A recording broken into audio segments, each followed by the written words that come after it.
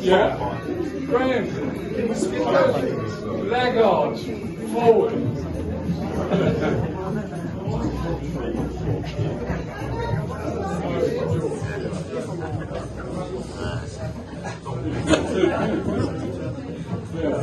Okay, that's as focused as we're getting there. So, welcome.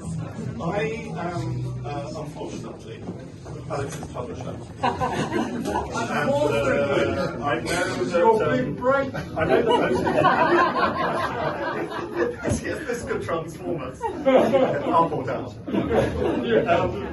So we got introduced at the Contemporary Art Fair last year, and I think I probably said to somebody that I could see when who's the head of Artlyst, was walking over with Alex. I knew that there was going to be trouble because you tend to introduce people who might want to get their books published. The thing about Alex, I mean, most people here know Alex, so you know that he's incredible attention to detail, obsessive attention to detail, I think one might say. And the biggest problem we had, strangely, because it doesn't really happen when you're publishing a book, is the work that we had to do on the cover. So I know that you can't all see the screen, but you can see some of the artwork that we had to put together.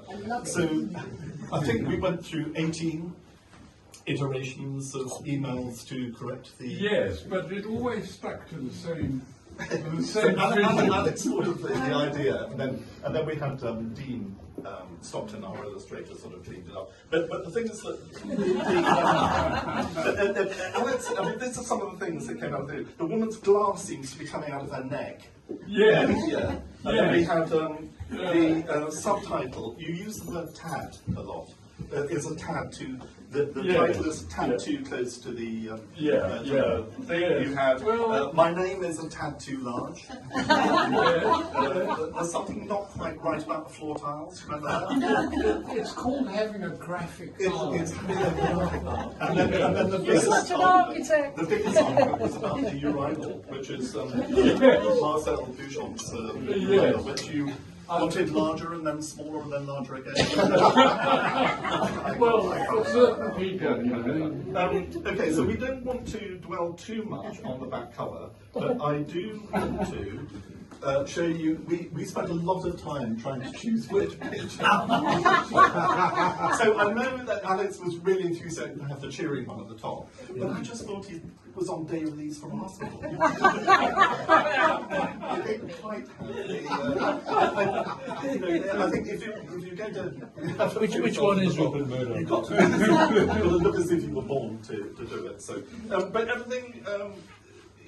everything worked out well. I mean, what else have we got that I was going to show you? Well, I was going to hand over to Paul. Paul is the chap that I've just said that introduced us. So, a few words, Paul. Well, another person who is here who also sort of is part of the chain, Rebecca Foyner, who introduced me to Alex, and it was on our annual Hampstead Heath walk on Boxing Day, and Alex sort of walking away with dogs said, could I write for Artlyst? And he has a very good background in architecture, and it just seemed sensible, because he was writing to Artlyst, for me to introduce him to Julian, because he said he had a novel in the works. Yes, thank you very much for So that. that's my job. That was my job. And it's all thanks to Rebecca too. Where are you, Rebecca? There you go. Without yes. And here we go. It's all Say a few words, Alex. All right. Okay. Well, In a South African accent. no. Because I think a lot of people here went. So look, I already have a South African accent, as Millie will attest to. Millie's one of my colleague poets up in Aldbourne, the little village, which has a poetry club, believe it or not, and Madeline. And anyway, so I am digressing. This all began when I went to an exhibition at the Peak Friends biscuit factory that had closed down about 35 years ago and had been colonized by a colony of artists. And there was this postgrad where I came across a pile of steel cogs lying on the cement floor, almost in flagranto. It was so outrageous. It was just, there you go, I'm art. And I was meant to make something of it, you know. And so I left that, and then 2 weeks later, I was at the White Cube, as one finds oneself in the art world. And the White Cube is the holy of holies of modern art, you know. And I was with a friend of mine who unfortunately isn't here now, and he spotted the BBC arts correspondent, Will Gompertz. And he said, "Oh, there's Will." I don't know this guy. But Will was with a friend, and I got talking to his friend. And I said, I said to his friend, you know, some artworks these days don't give enough. They're thinking of those steel cogs that were just lying on the floor. And he said, "Oh, no, it isn't the artist who doesn't give enough, it's the viewer."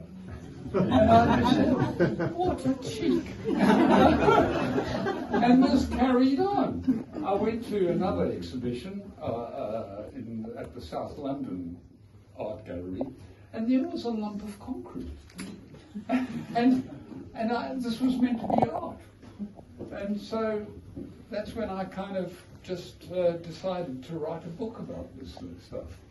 And I read a bit about conceptual art, and I've sort of followed art just about all my life. So, and then I still wasn't convinced.